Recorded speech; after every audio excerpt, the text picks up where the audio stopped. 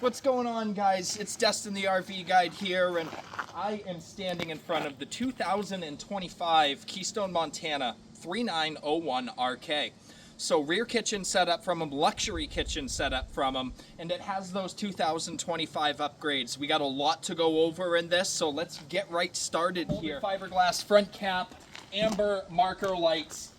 They do the hitch vision, quote unquote, which is a Keystone patent. So it just makes it a little easier when you're backing up, trying to measure up to the hitch here. You can actually see what you're doing. So we have the Road Armor pin box here, which is gonna have a little rubber stopper right here, just to kind of absorb that bucking and chucking from starting and stopping when you're towing the fifth wheel here. And the other thing that I like to point out is the underneath of this pin box here, this is all enclosed, so a lot of times that's going to be open and exposed to your either your wardrobe space or where your bed is in your fifth wheel, and all that cold air just gets right up there. So this is actually insulated and taken care of. Underneath the fifth wheel, or the head here, is going to be all of our hookup central. So I have an inverter built into the coach, solar charge controller, and a true battery disconnect. A couple other things to point out is we have TPMS already installed on the camper here, and all of this doodad is going to be for our hydraulic slide outs. One of the things going into a true Montana is you get hydraulic slides on top of all slam latch doors with actual metal furnishings on there instead of plastic, so they're not going to break on you over time. This area here is if you do want a generator prep, it would be located right here. This one is not generator prepped, so you don't see any of the box for it, but you still can add one. It does make good wet storage if you got, you know, something to put in there, maybe some hoses or something like that. Good space. Inside of the camper here, we got quite a bit going on. I have a 30-pound LP tank. We have the space to upgrade to a 40 if you'd like. It's the same on the other side with an automatic changeover, so you can have up to 80 pounds of propane here without having to worry about it. On the pass-through of this one, being a drop frame, we're going to have a deeper pass-through. All of the flooring in here is nice and easy to clean, and this is all insulated and heated as well. So this is actually heated storage for the camper. It's nice to see. Usually this is just cold storage. I have a TV spot to mount, and I have a spot to hook up your central vacuum out here as well. Now, watch your head on the slide out right here. Very rarely do I see a slide on this side and the other, but we'll get to that in a second. The bedroom is incredible in this one. I have JBL outside speakers as well as 110 volt power on the outside, so you got some sort of power at your picnic table here. This is all underneath one giant power awning on this coach. Has the LED strip underneath. I do have the floodlight right outside here.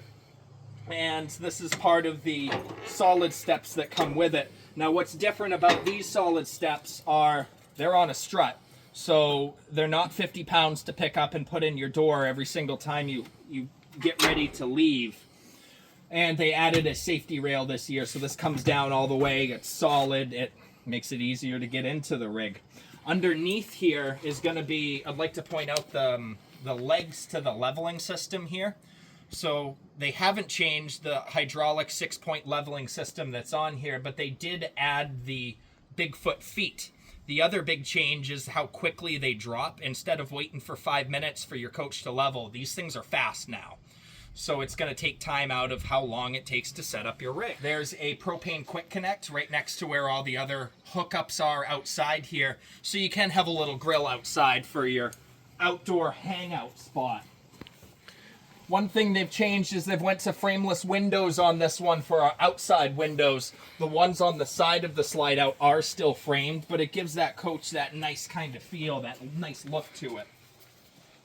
Now here's one of the big claims to fame of this rear kitchen. So since it kind of steps up on the inside, we get this huge outdoor storage here. So I have access from both sides on doors on both ends, as well as a huge more ride pull-out tray here, so you can get to that back end. Now this is all heated storage as well, so you don't have to worry about freezing anything in here. On the bottom part of it, I have a accessory hitch. Now you can option it with a towing hitch or an accessory hitch. One's 300 pounds, one's 2,000 pounds. How you can tell the difference is if there's a 4-pin connector back here to hook up to another trailer. This one doesn't have it. You're good for an accessory hitch on this one. You do have backup camera prep as well as a true ladder on this one to get up to your fully walkable roof and your fully walkable slide outs. LED lights equipped on this one so they look sharp. On the back side of the coach here, one good thing to point out, like the rest of the industry, they have kept with a 16-gallon gas and electric hot water heater. So it's not a tankless version, but it's big enough that you're not going to be quickly running out of water. I live in a camp up in Maine. I have a 20-gallon hot water tank at my house. My wife doesn't like me, but we get the job done. So we're in the 2025 model year 3901 RK for Montana. So huge rear kitchen setup that's not separated from the living space, but still has enough space to work on their own. Let's get started right in the back here and work our way forward. So we're back in the galley area here where I have a huge wraparound counter space, access to power on both ends, plenty of lighting back here to see what I'm doing. And we went with the Furion stainless appliance package. So we have a huge convection oven up top, 3-burner Furion cooktop. These grates are removable too, so it looks sharp, looks residential. And then look at this oven underneath.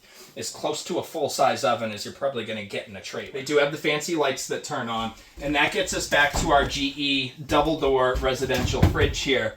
So plenty of space on that end.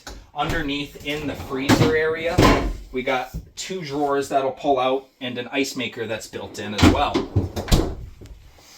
Nice little pantry in the corner here. You got a space for a broom. I know everybody has a broom in their camper, but nowhere to put it. And then like a nice little coffee bar area right on the other side here. So you got power on that end. Again, even more storage. All of these are soft close, as well as everything in the kitchen is soft close as well. So it's nice to see they're going with those residential kind of finishes, i.e. we're in a residential full-time living trailer. Remember, Montana warranties their trailers for full-time use. A lot of manufacturers don't. So even if you're not living in it full-time, it's a testament to how they build their products and how they stand behind them. Let's get into the living room here, where I have 2 huge opposing slides with windows that actually open that let in tons of natural light. On the shades for these, what's nice is I have day-night rollers installed. So if you want to keep the sun but you don't want all of it, I got my day rollers here. If you want to black out the world, we have night shades as well. I'm sitting on the 3-seater pull-out couch, so this is going to be an extra sleeper if you do need the space. Not having a bunk room, we're kind of limited for extra sleeping, but you can fit 2 more people here. And I don't know about you guys, but I've passed out my recliner more often than I care to admit. And these recliners are automatic recliners with heat and massage and everything you need to sit here and watch the game and be comfortable. Opposite the recliners here is going to be our 50-inch smart TV. Underneath that is going to be our JBL sound system with a subwoofer built in, a 5,000 BTU electric fireplace, and they went with this like shiplap kind of design. It's, again, we're going with a residential kind of feel because we're in a residential fifth wheel here. Opposite the living area is going to be our kitchen table. So a few cool things to point out on this. For one, the table does have an extension leaf, so I can pull this out and be able to sit 4 here without a problem. Another cool thing to point out on the table itself is the old way of securing your chairs while you were driving down the road. You strap them in and you hope they don't go anywhere. They've included what they call the chair buddy here, so all you got to do is put your seat in, drop this down, and there's enough pressure on this to make sure your seats don't go flying anywhere when you're traveling down the road. Just makes tear down a whole lot easier when you're getting ready to leave the campground. A couple of things to point out here. This is our control for our first of 2 air conditioners. 2 come standard on the Montanas. You have an option to add a 3rd main dump in the living area if you need to. 2 is usually ample, but if you're going down south, it might be helpful to have a 3rd. Max air fans equipped on the coach, so you can get some decent airflow here. They do not come with the covers standard, so it's something to think about. Now we are in the first of 2 bathrooms in this coach, and for a half bath, I am impressed by how big this is. You get all the ceiling height. I have another max air fan right in here. And then the amount of storage that you get out of a half bathroom just blows me away. They're using the residential pulls on all their hardware. You get plenty of storage underneath. You can't beat this half bathroom. Going up the stairs here, we're going to have all of our control center. So we have our breaker box right underneath. It's easy to access. It's right by the door. And then our whole hookups, our control panel is going to be right here. I have my inverter controls. I have all of my light controls, which you've seen me switch on lights throughout. This is just the main override for it, as well as our awning and all of our slide outs here. A couple cool things. I have a ceiling fan that I have a control panel for right here. I have tank heaters equipped on the coach, so 12-volt pads to make sure that your tanks aren't freezing driving through inclement weather. And this is the claim to fame for this layout, is the master suite kind of area. So starting off, I have a AC right in the bedroom here, so you're always going to stay cool. I have an insane amount of wardrobe space in this small slide out that I'd mentioned earlier. And the reason they did this is to give us more depth in the bedroom here so it feels open. So plenty of storage space on the wardrobe here. I got a 32-inch smart TV that's already installed in the slide out. And on the bed itself, we got a king-size bed. Underneath this king-size bed is going to be tons of storage. These are on struts too, so you're not struggling having to keep it up. Your extra chairs are underneath there, as well as all the hoses for your central vacuum. Behind the bed here, we have 2 inverted outlets, some nice reading lights, as well as 2 windows that actually open. A spot to put your phone when you're sleeping. It's pretty standard, but Montana did it right. Now, one of the other cool things, while we're up here and I can actually reach them, this is the Blade AC system, right? So what I can do, I can take this out, and it has this little lip right here, so it helps direct the airflow a whole lot better. And really just makes your AC not work as hard to keep you cool. Into the master bathroom here, I can't get over how they set this up. So a true his and hers sink area here.